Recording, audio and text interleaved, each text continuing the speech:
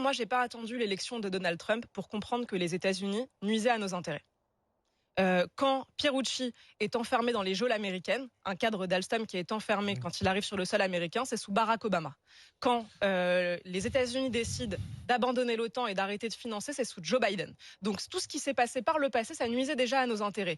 Quand Emmanuel Macron a vendu Alstom et General Electric, c'était encore sous les démocrates.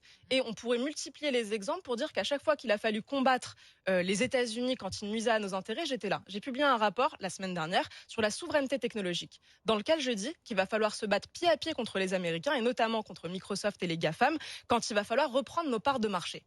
En revanche, dire que quand Donald Trump fait des choses que moi je considère positives, par exemple défendre la liberté d'expression, là il faut dire c'est positif. Donc quand je considère que des choses sont positives, je dis bravo. Quand j'étais à Washington, si vous aviez écouté, en arrivant à Washington, j'ai dit l'élection de Donald Trump va nous offrir un boulevard en tant que Français, en tant qu'Européens. Parce que les gens vont enfin ouvrir les yeux sur la réalité de la politique américaine. Ce que fait Donald Trump vis-à-vis de l'Europe, à savoir nuire à nos intérêts, vous avez raison, c'est ce qu'ont fait tous les autres présidents américains avant lui. La seule différence, c'est que lui, il assume et le dit haut et fort. Vous avez fait à Washington, donc il va nous sortir les agriculteurs, de la naïveté. pas tous, certains agriculteurs. Merci de le rappeler. Les agriculteurs